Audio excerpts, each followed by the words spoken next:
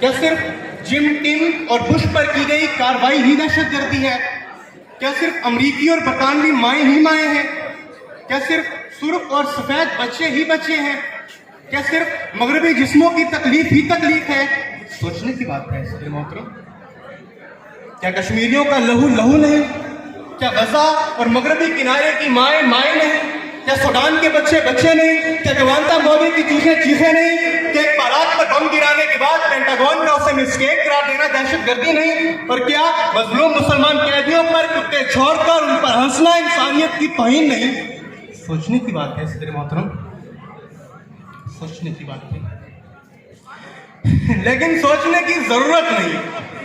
اگر اسپین میں مسجد کے شتیروں کو گٹاروں کی صورت دی جاتی ہے تو کوئی بات نہیں، تم یہاں بیٹھ کر آرام سے اسپینش گٹار سنتے رہو۔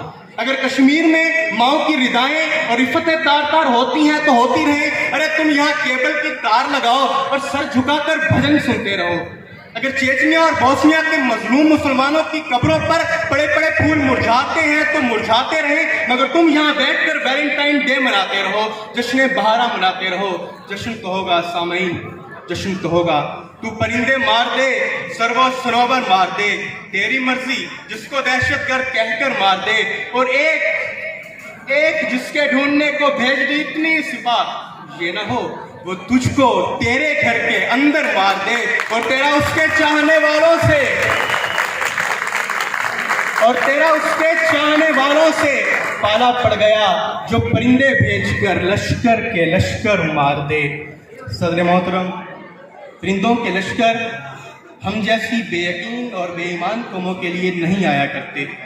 ہم وہ قوم ہیں جو قائد کو کافر، اقبال کو شرابی اور دو قومی نظریے کو فراڈ کہتی ہے، جس کے سیاستدان جاگ پنجابی جاگ، جیوے سندھو دیش اور عظیم بلوچستان کے نعرے لگاتے ہیں، جس کے مولوی حلوے کی چند پلیٹوں کی خاطر تو کافر میں مسلم تو مشرک کا ورد کرتے ہیں۔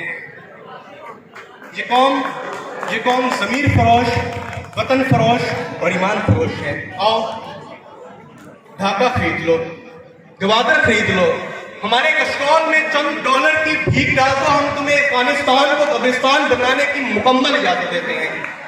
ہم پر سے اقتصادی اور معاشی پابندیاں اٹھانے کا وعدہ کرو، ہم تمہیں عراق کے مسلمانوں کا لہو بیچتے ہیں، اور ہم پر سے ہمیں آئی ایم ایف اور ورلڈ بینک کی سلیپ دکھا دو، ہم تمہیں افغانستان کو قبرستان بنانے کی مکمل اجازت دیتے ہیں۔ ارے یہاں عدالتوں میں انصاف، درسگاہوں میں ڈگریاں اور مسجدوں میں فتوے دیتے ہیں، جہاں ہوس کے پجاری سیاہ راتوں میں سفید جسموں کا جیون سیاہ کرتے ہیں، جہاں پہ ناچتے پیروں کی کھاپ دکھتی ہے، جہاں پہ جاگتی آنکھوں کے خواب دکھتے ہیں، جہاں پہ جھیل سی آنکھوں کے خواب دکھتے ہیں، جہاں پہ پھول سے ہونٹوں کی پیاس دکھتی ہے، جہاں پہ فکر ہے بکتی، خیال لکھتے ہیں۔